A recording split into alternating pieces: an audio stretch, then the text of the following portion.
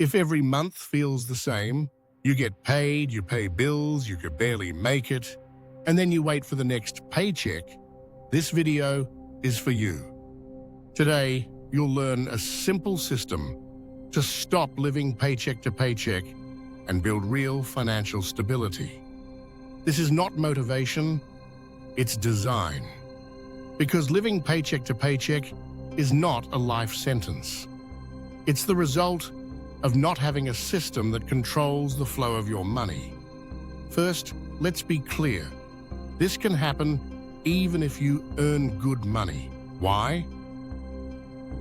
1. There's no system. Money comes in and gets spent with no rules and no review. 2. Invisible spending. Subscriptions, fees, impulse buys, daily small treats. 3. Poorly managed debt. Credit cards become an extension of your salary and minimum payments become normal. 4. Priorities are backwards. You spend first and try to save if anything is left. 5. No data. You don't know what your life truly costs or where your money is actually going. The solution is not guessing or suffering. It's building stability before wealth. Stability means 4 things. You know exactly what your life costs each month.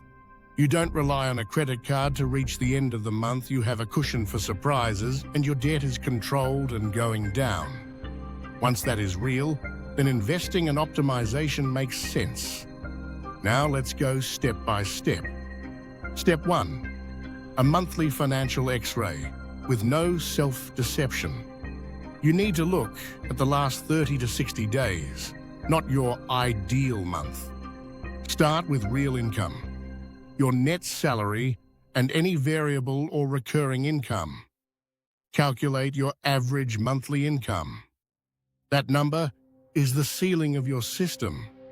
Then audit your spending and classify everything into 3 blocks. Essentials: housing, groceries, transportation, basic utilities, financial costs, debt payments, interest, fees, lifestyle, entertainment, restaurants, shopping, subscriptions, daily cravings.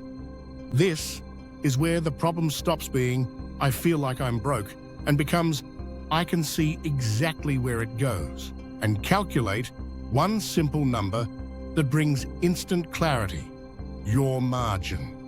Monthly margin equals average income minus essential costs minus financial costs.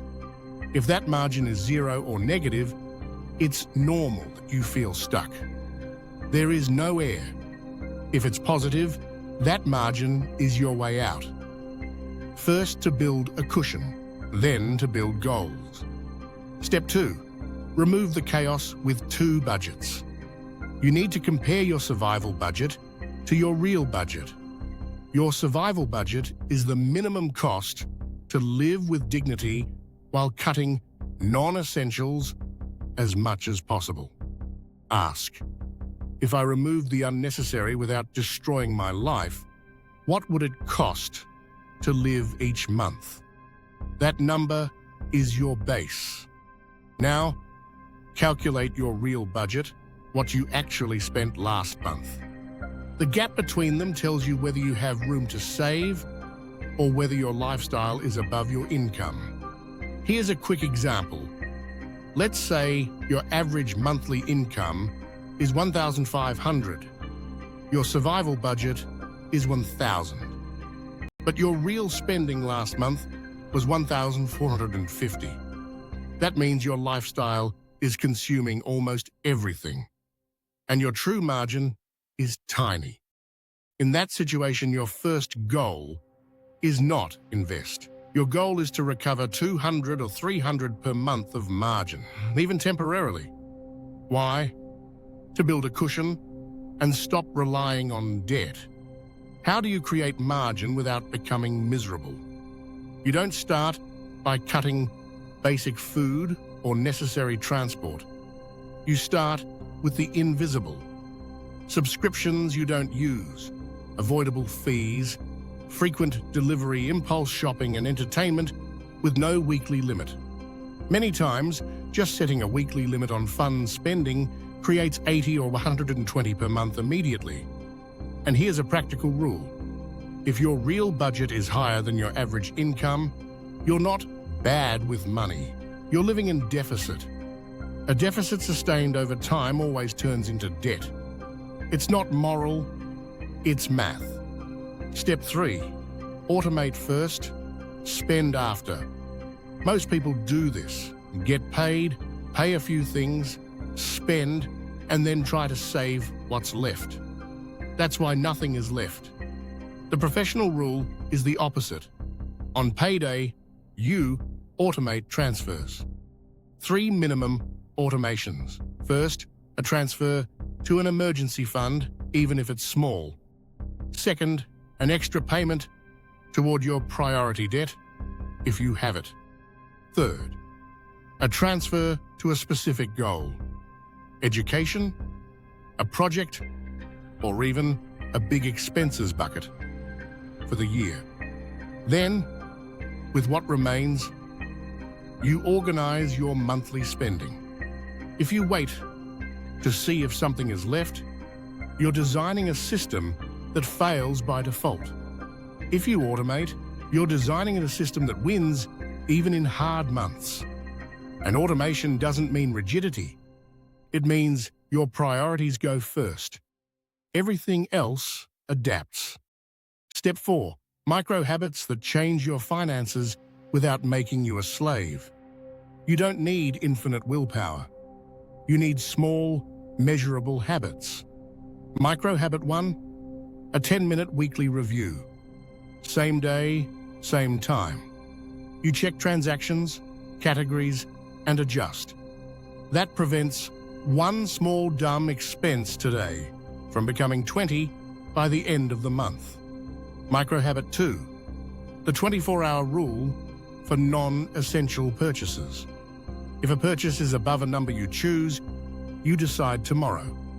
It's not a ban, it's friction. And friction reduces impulse. Micro habit 3, tag your stupid spending. Coffee, snacks, apps, delivery, random cravings. Don't deny it, measure it. When you see the monthly total, you finally understand where your margin disappears. Micro habit 4, separate accounts or pockets. One for fixed bills, one for variable spending, one for saving. When you separate, you stop mixing. And when you stop mixing, you stop improvising. Less improvisation means less paycheck to paycheck. Step 5, stop using the credit card as a life raft. As long as the card plugs holes every month, you're still in survival mode. Here's the shock plan. First, stop using the card for daily spending, at least for a while. If you use it for everything, you never feel your real limit. Second, choose a payoff method and stick to it. Snowball. Pay the smallest debt first to build momentum. Avalanche. Pay the highest interest first to save more money. Pick the one you can sustain. The third, use the card only for planned purchases, with money already reserved. The goal is not to hate credit cards. The goal is to break the habit of using them as extra salary. Step 6, stability in 3 phases, so you don't get discouraged. Phase 1, survive with no new debt. You stop creating debt, you align to your survival budget, and you track and review weekly. Phase 2, create margin. You cut invisible spending, build a mini emergency fund of 1 month of basic expenses, and follow a debt plan. Phase 3, consolidate stability. Emergency fund toward 3 to 6 months, toxic debt steadily dropping, saving for goals, and only then, if appropriate, a small long-term investment allocation. What does this look like? As a short start plan? Here's a 14-day plan. Days 1 to 7. Your X-ray. Track and categorize everything. Calculate average income, real spending, survival budget and margin. Days 8 to 10. Set rules. Survival budget, weekly fund limit, and a list of invisible costs to cut. Days 11 to 14. Automate. Schedule transfers, separated accounts or pockets, and choose your debt strategy. Closing. Stopping paycheck-to-paycheck living is not luck. It's design. Face your numbers. Align your lifestyle to reality. Automate what matters. Measure weekly. Stop depending on the card. If you do one thing today, do this. Run your 30 to 60-day X-ray and make one concrete decision. Cut one invisible expense, separate one account, or define your survival budget. That's how you change the system. And when you change the system, stability follows.